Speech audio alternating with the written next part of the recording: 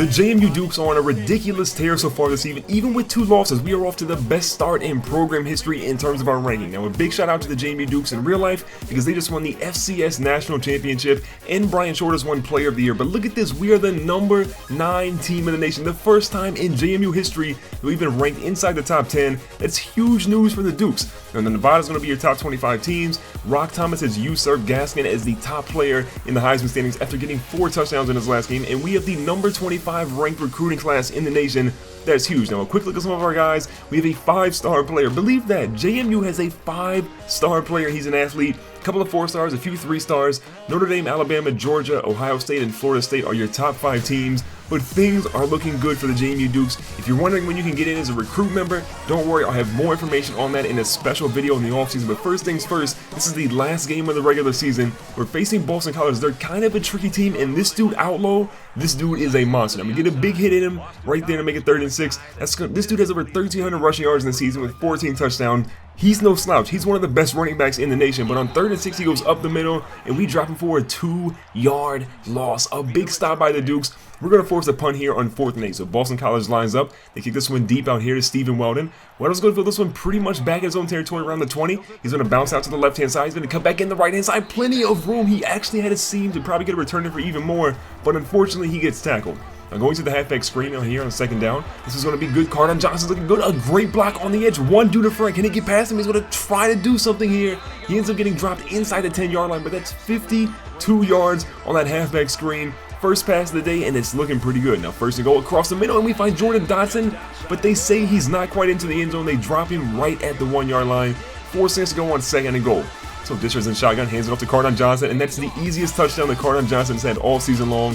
Literally 0 yards on that play, but still, it counts all the same. That's going to give us a 7-0 lead here early in the 1st quarter. Got to be happy with that one. Now, UCLA actually gets upset by USC, so that's good news for us. We're the number 9 team in the nation. As long as we win, we should be no less than the number 8 team. Now, Wade's going to drive back, throws one to the right-hand side. Ankara's going to come in big, and Ankara lays the boom on him to drop in there for 0 yards. On 32, they hand back off to Outlaw, and Outlaw goes up the middle. Branch is going to try to force him down, but still, Outlaw gets 15 more yards on that play. The dude is off to a heck of a start so far. Now 3rd and 8 for Wade. Pressure's coming. He goes across middle. No one was even looking at the receiver there. We blitzed too many people. Didn't account for that guy in coverage, and they made us pay. Now Outlaw's out here to the edge. He's going to cut up the field. Hawkins is going to drop him just shy of the 1st down marker. So 2nd inches here. Wade's back in shotgun. Blitz is coming. Throws to the left-hand side. He's going to find Callahan. Callahan's going to go in. Can he get into the end zone? They say he's unfortunately out for Boston College at the 1-yard line. So 2nd and goal. They hand it off to Outlaw. Outlaw's going to throw Brett Siegel to the ground. Brett Siegel is one of our best wrap-up tackles we have on JMU's defense. And he gets thrown to the ground like a rag doll at that point. So Boston College has tied it up 7-7 here early in the 1st quarter. Now Disher back with the ball. Pressure's coming. Throws one deep, and that one is intercepted. Boston College looking great out there. A great play by the cornerback. That's the 1st turnover of the day for the JMU Dukes. Hopefully the last turnover for JMU. And Boston College has the momentum now. They give it back out to Outlaw. Outlaw goes up the middle, gets dropped just shy of the marker to make it 2nd and 1. Now 2nd and 6 later on that drive. Outlaw looks for something. He finds Alston this time. Alston goes up, and Rashad Jean Jr. We've needed that dude to step up, and he gets a big hit right there. Now Outlaw back in the carry, bounces out to the left-hand side. We got a guy right there. Aries Cole is going to try to wrap him up, but still Outlaw carries Aries Cole. Aries Cole broke so many strength records for us in the offseason. One of the strongest players we have in the team, and this little dude Outlaw carries him into the end zone. What is going on with Boston College? They absolutely came to play as they're trying to defend their home territory. Disher's back here trying to get something to go. Pitches it out to, looks like John Miller. John Miller's got some move, and look at the juke move by John Miller. Skirts his way forward about 10 yards on that play. Now 1st and 10, the play action fake's coming. Plenty of time, and we find this time John Miller again. Back-to-back plays, big moves, big plays by John Miller and Joe Disher. And Disher's going to keep it here, and the QB keeper goes down to about the red zone marker, put us near about the 15-yard line.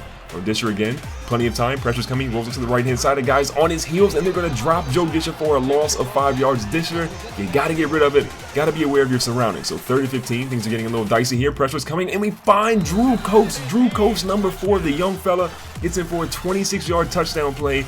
Joe Disher so far, 4 for 6, over 100 yards, 1 touchdown and 1 interception. That's a great way to bounce back after that turnover, which absolutely cost us. But oh no, Outlaw is out to the edge. Rashad J. Jr. can't catch him. No one is even going to be close to this dude. We're trying to get close, but unfortunately, Outlaw is going to bounce all the way down for 77 yards in that touchdown. That's one of the longest touchdown runs that any team has put on JMU's defense all season long. Now 2nd and 4, we got Jordan Dotson in motion as JMU has the ball back. We go back to the read option, we pitch it, but that one's going to be dropped. Jordan Dotson, though, luckily for JMU, is going to get on that fumble. He loses 8 yards in that rush, and Boston College coach, he can't believe it. He thought they had the fumble that was going to put them back in scoring territory. Now Disher here on 3rd and 12, tries to find a first down, and he gets John Miller again. Big play, John Miller again, helping us out and bailing us out there. It's a 21-14 lead for Boston College. Disher's back on the run. He's going to go up. He gets the first down marker. And Joe Disher loses the ball. His 2nd turnover of the day as Boston College is going to recover that one. And yeah, people aren't really happy with Joe Disher at the moment. He's been so hot and so cold at different parts of the season. But this is the wrong time to be on a cold streak. Now Wade is going to go back up the middle on the QB keeper. Goes for 16 yards, getting another first down. Moving the ball past the 50-yard line. And now Boston College is right where they want to be. Now 2nd and 7, first half is coming to a close. The ball goes out to Borgerson. We're going to try and line him up here with Branch, and he throws Branch to the ground. Rashad J. Jr., though, does come in and finally gets the tackle, but not before they find themselves nearly into the red zone. On 1st and 10 again for Wade, plenty of time. No one's even in his face, but Aries Cole finds a way to get to him, gets another sack, dropping him for a loss of 1 yard. Now 2nd and 11, Wade again, feeling the pressure, throws one deep. We got single coverage, and Barrow goes up, and Barrow makes a play. Oftentimes you see JMU's defensive backs in single coverage, and they let up a big play. There, JMU actually gets a stop on single coverage. Boston College goes to the halfback screen, and David Ezekiel lights up out low. I don't know if he could take too many hits like that, but that was a monster hit by Ezekiel. So we're going to force him to kick a field goal with 22 seconds left here in the first half. This one is up. That one is barely good. So Boston College has a 24-14 lead here at home for them. The JMU Dukes at number 9 in the nation, they are absolutely not playing like it. They need to step up, and they have to do something big because the rushing yards that Boston College has, it's just unreal. Now here in the second half, Disher needs to right his wrongs, looking for something across the middle, and this one is intercepted. The first play that Joe Disher makes here in the second half is an interception. His third turnover of the day. He had an interception, then a fumble, and then an interception again. The JMU offense is starting to lose confidence in Joe Disher. Maybe he's losing confidence in himself because that's not a good look. And oh no, Brett Siegel completely whiffs on that defensive tackle. This is turning around to be really, really bad for the Dukes. The number 9 team in the nation finds itself down 31-14. Boston College's fans, they're pretty excited about what's happening right now. So down 17, Disher's back under center. He throws one, and it's nearly intercepted again. Joe Disher, you have to do better. You actually threw an interception to that guy earlier in the ball game, and that was nearly picked off for his second one of the game. So on 2nd and 10, Disher throws a dicey pass across the middle, and Jordan Dotson, getting involved back in the offense, gets that one for a first down. Now 1st and 10 again for Disher. Sees the guy deep. He's going to find this time Jordan Dotson again. Jordan Dotson gets us down to nearly the 25. So on 2nd and 5, we're going to hand back off to Cardon Johnson. Johnson goes up the middle, makes the guy miss, and fights his way for nearly a first down. So 3rd and 1. This is a big play. Joe Disher's going to keep it. He gets a great block by Johnson, and they're going to drop him just shy of the 5-yard marker. So Disher is putting the team on his back. No turnovers so far. If he can keep it up, he throws a pass here, and Sean McMahon, the crafty wide receiver, finds a way to get a 7-yard touchdown reception right in the red zone. The second TD pass of the day for Joe Disher. Everyone's happy because they say, look, Sean, we're happy you got that one, but we need you to keep it going and help bail out Joe Disher going forward. Now Boston College is back on offense. Wade goes for the run on the outside, but still we stop him. So 3rd and 5 with a needed conversion here. Wade takes matters into his own hand, goes up the middle, and destroys Charles Tutt to get the first down and a little bit more. Now 3rd and 9, pressure's coming back to the halfback screen. We're trying to blow this one up, and Barrow is going to force him out of bounds. That's going to make it 4th and 5, forcing Boston College to punt. We haven't seen Boston College punt many times today, so that's a sight for sore eyes here in the JMU Dukes. Now 1st and 10, we go back to a little bit of a trickeration play. We hand it off to Hyman. Hyman's going to make a triple juke, and what a nasty juke. Ishmael Hyman drops 3 defenders on a triple juke. Look at this one more time in the replay. Completely decimates Boston College's defense, breaks multiple ankles. That is the best juke I have ever seen by any JMU Duke player ever. Now look at this. Disher sees the guy deep. He's throwing it. This is going to be Ishmael Hyman again, and what a bomb. One of the longest passes that we've seen Joe Disher throw all season long. Over 50 yards in the air. That one's going to make things really interesting. So going into the 4th quarter, we're down 31-28. This is at Boston College. Our top 10 ranking is on the line. If we lose today, we're probably falling out of the top 20 at this point. We have to get a play and make sure we get one soon. So Jordan Dotson back across the middle for 11 yards. It's going to be a nice little play to get us a first down. With under 6 minutes left, we hand the ball off to Cardon Johnson. He goes to the right-hand side. Plenty of room here. Tries to get past everyone, but they drop him just shy of the marker. So 2nd and inches. Disher's going to go back to the read option. It's worked so far, and look at Disher with so much room to run. Can he put on the afterburners? He can't. They drop him just at the 10-yard line. So 2nd and 6, back to the read option. It's continuously working. Boston College is struggling to defend it. So 32, we go back to it one more time, and this time Cameron King, the young true freshman, is in the ball game. He gets a 3-yard rushing touchdown, and that's going to put us up 35-31. Everyone congratulates the true freshman on the bench, but our defense, they've got a lot of work to do. So Boston College goes back to the halfback screen. So many times we've seen them run it, and this time it still works against us for 9 yards. Now 2nd and 10, back in shotgun.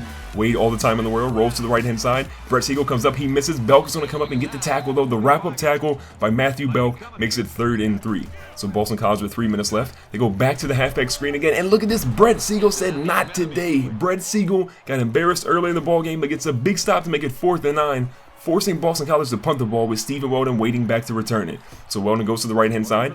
Pretty decent blocking. Makes one guy miss here. Tries to get another guy to miss on the spin move, but still he gets to the 40-yard line. It's a 17-yard return. If we can score here, things will be looking good. Now, Carden Johnson gets a run for 7 yards on that play. Now at 3rd and 3, Disher back. Throws one on the right-hand side to Jordan Dotson, but Dotson gets hit out of his hands. That one's nearly intercepted, and Boston College, they live to fight for another down. So they're down 4 points. It's a 2 minutes till the end of the game. Ezekiel's going to go for the tackle. He drops him just shy of the marker. So 2nd and 2, Boston College back in shotgun. They're going to survey the field, see what they have here. Wade with all the time in the world, great blocking, but he feels the pressure, and Andrew Ankford comes in and sacks him for a loss of 6 yards. So 3rd and 8, back to shotgun. Wade's getting a little bit antsy back there in the backfield, and we get another sack. Andrew Ankford steps up, sacks him again. Back-to-back plays, back-to-back sacks by Andrew Ankford. So 4th and 8, a little over a minute left. This is for all the marbles. What is Boston College going to do? They're feeling the pressure on the edge. Aries Cole gets the pressure on him, and they turn the ball over. So here with a minute left, we're going to try and see what we can do. We're going to run out the clock, make them use all their timeouts. The game just isn't over yet. So Carden Johnson gets the first down on a 13-yard rush. Boston College is going to be forced to call a timeout. They have one left. They use their last one. With 5 seconds left, we're going to hand the ball off, and Carden Johnson gets his 2nd rushing touchdown of the ball game. And you know what that means. That means that we're going to walk out of here with a W. Joe Disher feels relieved. Multiple turnovers by him. Ultimately, though, the JMU Dukes are able to get the job done. Carden Johnson didn't have a ton of rushing yards, had a good bit of receiving yards. 2 touchdowns in the day made the difference. So Disher ends up with 3 passing touchdowns in the day, 2 interceptions, and a fumble that he had. Carden Johnson goes for 50 on the ground. Disher goes for 59. Ishmael Hyman even has 34. Dodson had a good game. No one else really stepped up big except for Sean McMahon. Andrew Ankford on defense, though, was the key. 9 tackles, 2 sacks. What a day by him. So if you enjoyed this episode and you want to see more, make sure to hit the like button. Don't forget to subscribe for future episodes, and I'll catch you guys in the very next video.